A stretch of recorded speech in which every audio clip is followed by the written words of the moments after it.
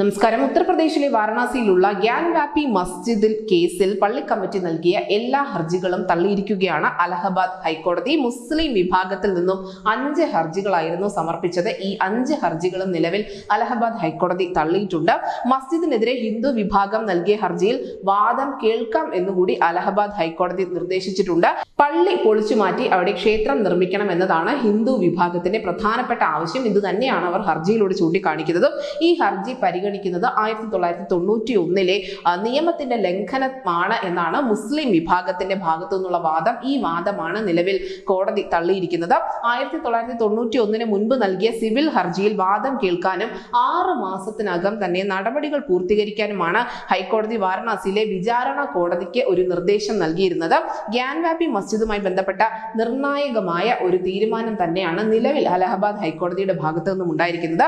വാരണാസിയിലെ കാശി വിശ്വനാഥ ക്ഷേത്രത്തോട് ചേർന്നാണ് ഈ ഗ്യാൻവാപ്പി മസ്ജിദ് എന്ന് പറയുന്നത്. ക്ഷേത്രത്തിന്റെ സ്ഥലത്താണ് അനധികൃതമായി ഈ പള്ളി നിൽക്കുന്നത് എന്നാണ് നിലവിൽ ഹിന്ദു വിഭാഗം വാദിക്കുന്നത്. പള്ളി കമ്മിറ്റി 3 ഹർജികളും UP സുന്നി വഖഫ് ബോർഡ് 2 ഹർജികളുമാണ് ഈ കേസിൽ ഹാജരാക്കിയിരുന്നത്.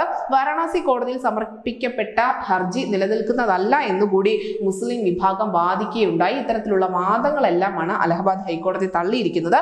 മാത്രമല്ല, ഉത്തർപ്രദേശിൽ വിവാദത്തിലുള്ള മറ്റൊരു പള്ളിയായ മധുരയിലെ ഷാഹി ഈദ്ഗാഹ് മസ്ജിദിൽ അഭിഭാഷകരുടെ സമിതിക്ക് സർവേ നടത്താനുള്ള ഒരു അവകാശം അത് അലഹബാദ് ഹൈക്കോടതി അനുവദിച്ചിരുന്നു. ഇതിന് തൊട്ട് പിന്നാലെയാണ് ഈ മുസ്ലിം വിഭാഗം ഗ്യാൻവാപ്പി പള്ളി കേസിൽ സമർപ്പിച്ചിരിക്കുന്ന ഹർജികൾ കൂട്ടമായി തള്ളിയിരിക്കുന്നത്. തൊട്ട് പിന്നാലെ ഗ്യാൻവാപ്പി മസ്ജിദുമായി ബന്ധപ്പെട്ടുള്ള ഉത്തരവുമൊക്കെ വന്നിരുന്നു. അങ്ങനെ ഈ പള്ളി കമ്മിറ്റിയുടെ ഭാഗത്തു നിന്നുള്ള ഹർജികളെല്ലാം തന്നെ ഹൈക്കോടതി തള്ളിയിരിക്കുന്നത് മാത്രമല്ല, ഈ ഹിന്ദു ഹർജികൾ പരിഗണിച്ചുകൊണ്ട് തന്നെ കേസ് മുന്നോട്ട് പോകുമെന്നുകൂടി കോടതി വ്യക്തമാക്കിയിട്ടുണ്ട്. News desk Malayalam.